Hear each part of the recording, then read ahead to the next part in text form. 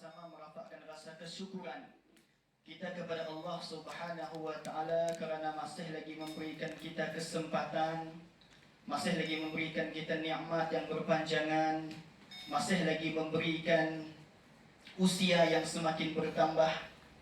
Sedar tak sedar, pada hari ini kita sudah pun masuk pada hari yang ke-9 Ramadan. Tak berasa begitu cepat Ramadan berlalu dalam kehidupan kita. Kalau kita melihat kepada sirah Nabi sallallahu alaihi wasallam ataupun bagaimana keadaan para sahabat radhiyallahu anhum ajma'in apabila menemui ataupun masuknya dalam bulan Ramadan untuk menyambut kedatangan Ramadan, mereka lah antara insan yang tidak sabar untuk masuk di dalam bulan Ramadan. Bahkan Rasulullah sallallahu alaihi wasallam sendiri pun 3 bulan sebelum masuk dalam bulan Ramadan sudah memanjatkan doa kepada Allah supaya diberi kesempatan untuk masuk ke dalam bulan Ramadan. Maka di situ persoalan bermain dalam pemikiran kita, tuan-tuan, mengapa Rasulullah sallallahu alaihi wasallam tidak sabar nak masuk dalam bulan Ramadan? Adakah apabila Rasulullah masuk dalam bulan Ramadan, adakah dia nakkan supaya Allah mengampunkan segala dosa-dosanya? Tetapi sedangkan Nabi Muhammad itu sifat dia maksum, sifat dia terpelihara daripada dosa-dosa, maka Nabi seida dosa. Adakah Rasulullah nak masuk dalam bulan Ramadan tersebut untuk mendapatkan syurga Allah Subhanahu wa Ta'ala? Sedangkan Nabi semasa hidupnya telah dijanjikan oleh Allah syurga. Maka apakah yang menyebabkan Rasulullah sallallahu alaihi wasallam tak sabar nak masuk dalam bulan Ramadan? Bahkan memberitahu kepada para sahabat supaya bersiap sedia, melakukan persediaan serapinya untuk masuk dalam bulan Ramadan. Maka ketahuilah tuan-tuan muslimin muslimat yang dirahmati Allah Subhanahu wa Ta'ala sekalian, sesungguhnya bulan Ramadan itu adalah merupakan bulan yang penuh dengan kasih sayang. Dalam bulan Ramadan itu adalah bulan yang penuh sayangnya Allah Subhanahu wa Ta'ala kepada kita. Bukan masuk dalam bulan lain Allah sayang, tetapi dalam bulan Ramadan itu keampunannya berlimpah kali ganda. Sebab itulah Nabi sebut dalam satu hadis, "Iza jaa Ramadan futihat abwabul jannah wa ghuliqat abwabun nar wa sufirat syayatin." Apabila masuk dalam bulan Ramadan, kata Rasulullah, maka dibuka pintu-pintu syurga.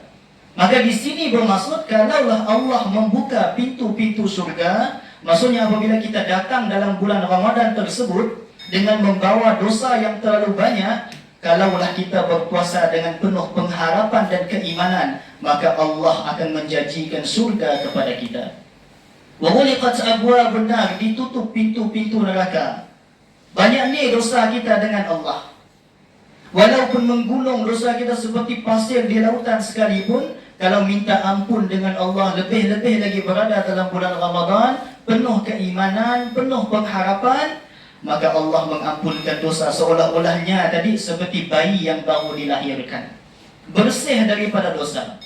Maka kalau dia bersih daripada dosa, maka tempat yang selayak bagi dirinya adalah surga Allah Subhanahu wa Ta'ala.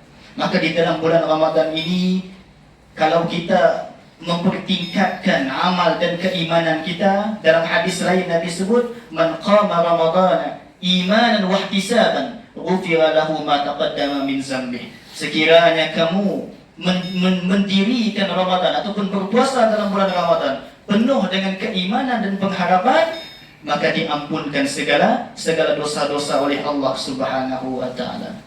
Maka kalau kita ketahui bahawa ibadah puasa itu berbeza dengan ibadah-ibadah yang lain.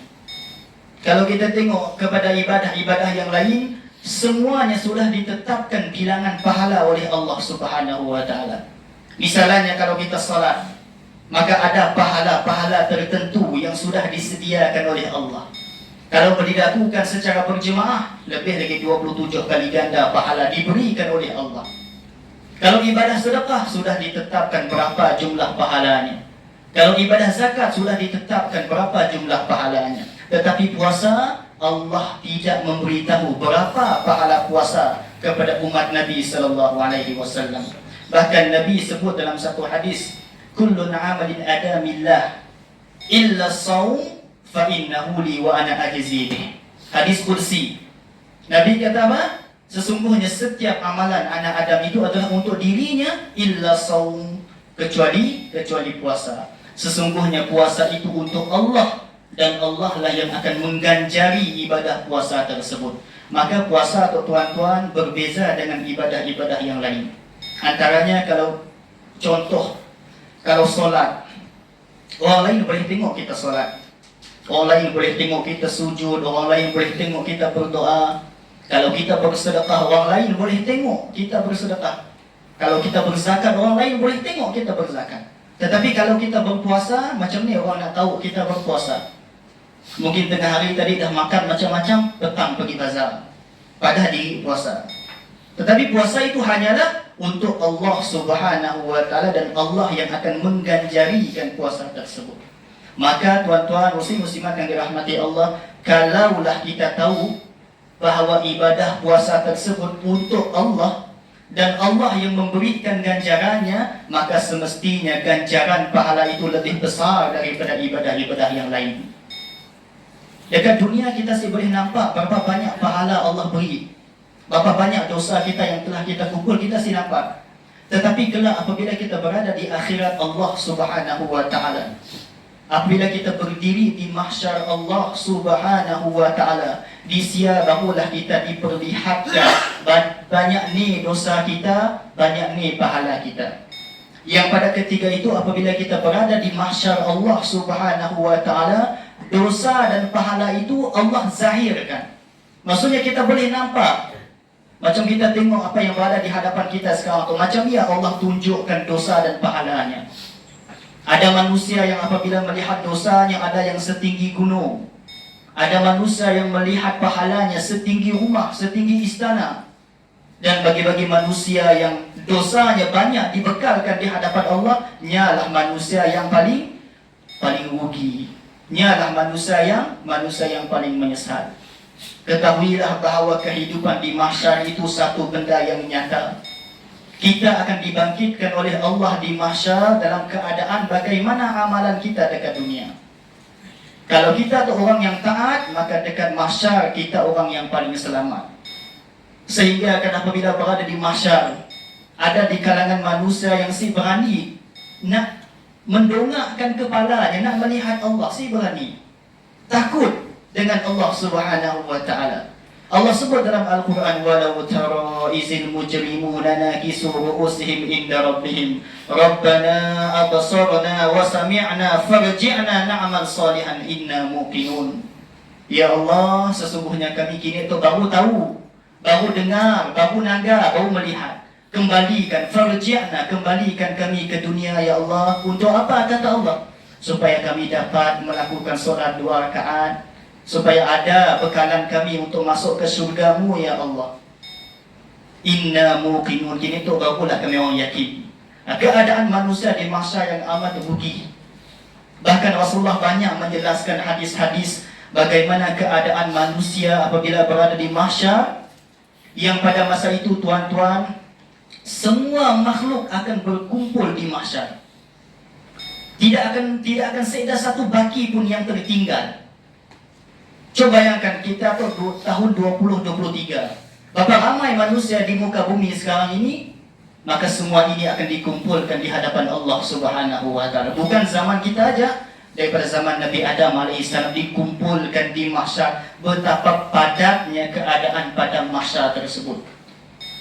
Sampaikan apabila melihat keadaan tersebut, para sahabat radhiyallahu anhum ajma'in tanya dengan Rasulullah, "Ya Rasulullah, kalaulah dekat mahsyar itu berkumpul semua makhluk, semua manusia, sekiranya Islam ataupun si-Islam berkumpul di mahsyar, macam ni kamu nak kenal kami ya Rasulullah? Macam mana untuk kamu mengenali kami wahai Rasulullah?" tanya para sahabat. Dan Nabi pun berkata, sesungguhnya umat aku apabila berada di akhirat nanti, maka anggota wuduknya akan bercahaya. Maka di siapa Rasulullah dapat tengok seorang-seorang nun ada bercahaya, dipanggil, ke sini kamu fulan bin fulan, maka dipanggil menjadi umat Rasulullah sallallahu alaihi wasallam. Tuan-tuan muslim muslimat yang dirahmati Allah, berada di mahsyar Allah satu perhitungan yang sangat adil. Maka apa benda yang dapat menolong kita di mahsyar Allah Subhanahu wa taala? Nabi SAW kata ada dua benda yang boleh memberi syafaat kepada kita di padang mahsyar nanti. Yang pertama Al-Quran, dan yang kedua puasa. Al-Quran dan puasa, kalau kita mengamalkannya dalam kehidupan kita, maka dua-dua benda ini akan menjadi syafaat kita di akhirat. Di saat kita ditanya oleh Allah Subhanahu wa taala tentang amalan kita, maka dua benda itu akan datang. Yang pertama Al-Quran. Al-Quran akan berbicara kepada Allah, dan Al-Quran kata, wahai Allah, sesungguhnya dekat dunia dulu dia mengamalkan aku, dia sentiasa membaca aku, maka pada hari ini aku ingin memberi syafaat kepada dirinya. Datang pula puasa. Puasa kata apa? Wahai Allah, sesungguhnya masa kehidupan di dunia dulu dia menahan hawa nafsunya karena saya, dia meninggalkan makan minumnya karena saya, maka pada hari ini saya akan memberi syafaat kepada dirinya. Maka dua benda itulah yang boleh menjadi penyelamat kita di mahsyar Allah Subhanahu wa taala. Tuan-tuan, muslim-muslimat yang dirahmati Allah, walaupun sekarang tu kita berada dalam bulan Ramadan, kita dah menanamkan niat kita daripada mula Ramadan dulu. Kita nak kata pastikan bulan tu adalah merupakan bulan perubahan saya. Pastikan Ramadan tu adalah bulan permulaan untuk saya berubah kepada yang lebih baik. Kata para ulama, kun rabbaniyan wala takun ramadaniyan. Jadilah kamu hamba kepada Allah, dan janganlah kamu menjadi hamba kepada Ramadan. Maksudnya apa? Kebanyakan manusia apabila masuk bulan Ramadan aja hanya beramal. Dalam bulan Ramadan aja hanya baca Quran. Dalam bulan Ramadan dia hanya bersedekah. Tapi apabila keluar daripada bulan Ramadan, dia meninggalkan segala amal kebaikannya tadi. Ia adalah dipanggil sebagai hamba Ramadan, bukan hamba Allah Subhanahu wa taala. Maka ketahuilah, antara salah satu sebab penting utama mengapa kita berpuasa adalah untuk mengejar takwa Allah Subhanahu wa taala. Maka sebagai penutupnya, tuan-tuan muslim-muslimat yang dirahmati Allah, kita nakkan supaya Ramadan tahun ini adalah merupakan Ramadan yang terbaik bagi diri kita. Kita nakkan Ramadan ini adalah Ramadan yang amal yang diterima oleh Allah Subhanahu wa taala. Untuk Ramadan tahun depan 1445 Hijrah, kita tahu, kita yakin kita sampai ke tidak kepada bulan tersebut. Maka dalam bulan itu istiqamah melakukan ibadah, walaupun dah masuk hari yang ke-9, ada lagi berbaki. Hari-hari mendatang manfaatkan sepenuhnya. Jangan kita kelak benda yang paling ditakut oleh kita semua, janganlah kita untuk menjadi manusia yang pernah didoakan oleh malaikat Jibril. Di mana pernah suatu hari Nabi SAW, ketika Nabi naik ke atas mimbar untuk memberi khutbah Jumaat, tiba-tiba datang Jibril. Lalu Jibril kata, ya Rasulullah, saya ada doa. Saya berdoa, kamu aminkan ya Rasulullah. Ada 3 doa Rasulullah. Maka ketika Nabi naik ke atas tangga mimbar satu persatu, setiap kali Rasulullah menyebut amin, amin, amin. Jadi para sahabat terkejut.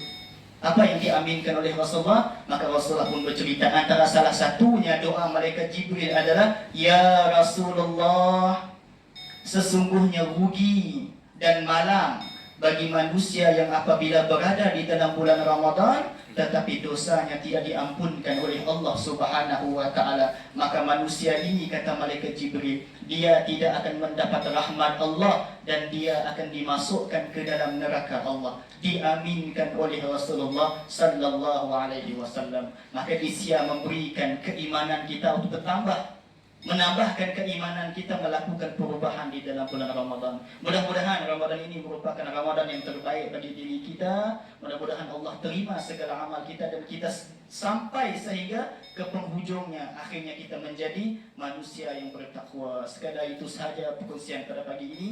Yang baik itu datang daripada Allah Subhanahu wa taala, yang kurang itu datang daripada diri saya sendiri. Wabillahi taufiq wa hidayah. Wassalamualaikum warahmatullahi wabarakatuh.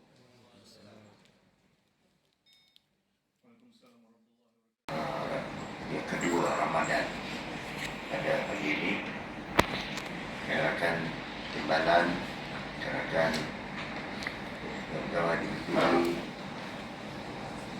dosa-dosa pengatua ada lah. Wakil pengatua ada lah.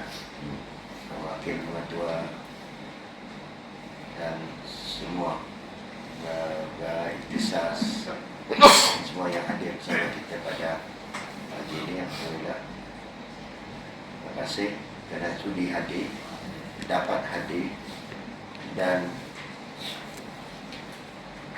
Allah beri kemudahan untuk kita hadir bersama. Kadang-kadang kehadiran ini bukan kehendak kita sebenarnya. Kita nak datang, tak datang itu bukan kehendak kita, tapi kehendak Allah SWT. Dan atas kehendak Allah SWT itulah apa yang kita dengar dan apa yang kita dapat daripada majlis seperti ini perlu kita renung-renungkan, fikir-fikirkan, kata Datuk Fadilah Kamsah. Dalam apa jua majlis ada keberkahannya, dalam apa jua majlis ada kerahmatannya, rahmatnya di situ. Dan kita dengar tadi banyak perkara yang Ustaz dah bagi, jadi gunakanlah Ramadan ini perbaiki amal kita. Mudah-mudahan insyaAllah kita sama-sama bertingkatkan amal kita dan jadikanlah amalan pada bulan Ramadan ini menjadi satu madrasah untuk kita bersama dalam sepanjang 11 bulan yang akan datang. Sekali lagi saya mengucapkan terima kasih kepada semua. Semoga Allah SWT memberi kebaikan dan kerahmatan kepada kita semua. Dan yang paling pentingnya dan terutamanya ialah keredaan Allah SWT kepada kita dalam di dunia ini untuk kita pergi ke akhirat. Sekian, Assalamualaikum warahmatullahi wabarakatuh. Terima kasih kepada Cikgu Samri di atas